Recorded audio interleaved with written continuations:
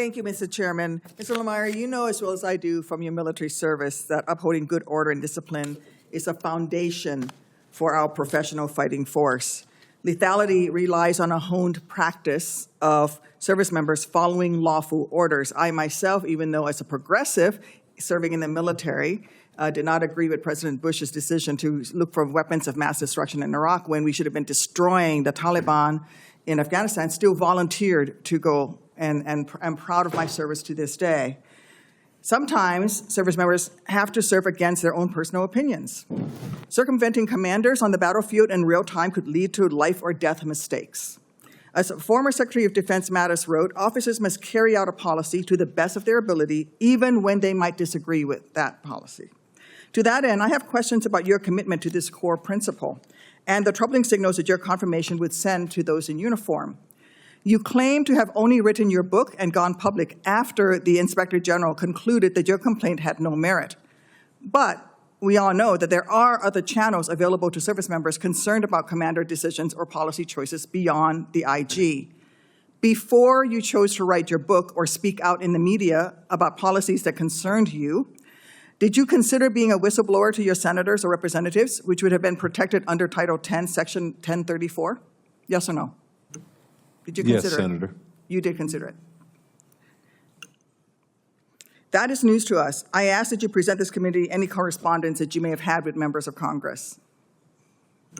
Copy. I'll do that, Senator. Thank you.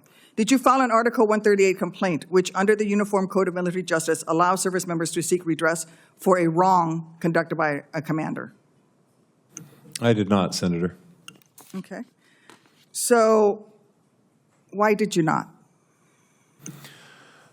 There are many months in question, the time frame that we're talking about here, but at the time that we separated after I had been relieved of my command, and there was a command-directed investigation about me as well as the general officer that had relieved me of my command.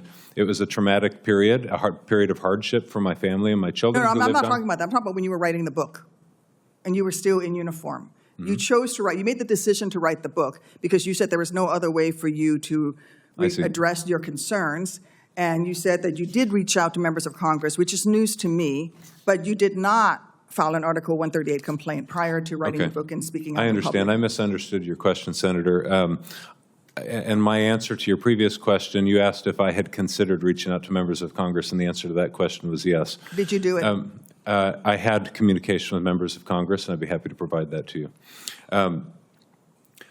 I exhausted all of the means that I understood available to me. I'd been counseling with the base IG, Space Force IG, base legal, Pentagon Public Affairs, and the entire chain of command to include members of the Joint Chiefs before I published a book. So nobody talked to you about Article 138 complaint, which is a recourse that you could have taken? If that was discussed, specifically Article 138, I don't recall the circumstances as to why I chose what I did at that time regarding Article 138 specifically. I'm concerned that you didn't follow through on all of the recourses that were available to you. You are allowed to have your personal views, but there are rules governing how public service members can be in opposition to lawful orders. With your actions, you signal to those under your command that it is okay to be insubordinate. As Peter Faber, a scholar who served in George W. Bush's National Security Council, has written, and I quote, "Military officers who believe that the policymaking process is heading in a bad direction have ample recourse to advise within the chain of command. If their advice is not heeded, the country would not be better served by senior officers provoking a civil-military crisis to advertise their policy differences with civilian leaders.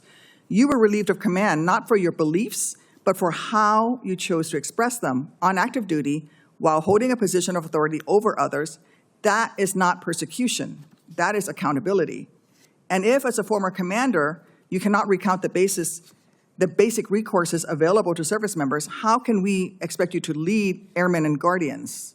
You were relieved of command not for your beliefs, but for how you chose to express them on active duty while holding a position of authority over others. So if it's true that you followed these steps, you still decided to circumvent the chain of command while still on active duty, to speak out publicly without informing your leadership. You could have resigned and spoken out or continued serving and kept your mouth shut, but instead you decided to continue serving and violate your professional ethics. You are allowed to have those personal views, But these are but there are rules governing how public service members can be opposition to lawful orders. And so I sort of feel like you broke the rules. There are ways to do this, and you chose to instead circumvent those rules. That sets the standards for the people that you are about to take charge of to continue to circumvent the rules. And that is not conducive to good order and discipline within the military. Do you understand that? That is my concern. If Chairman Wicker's okay with me responding, I'd be happy to. Sure. I think the question is, do you understand that that's her point of view? I understand your view, Senator. I think in value or in principle, you and I agree on many things that you've said. I will reject the idea that I did anything unlawful, unethical, or publicly contrary to, I never publicly criticized my chain of command. I never publicly was politically partisan while acting in an official capacity, and both of those allegations were the reasons I was relieved of my command, and I wasn't found guilty of either of those things.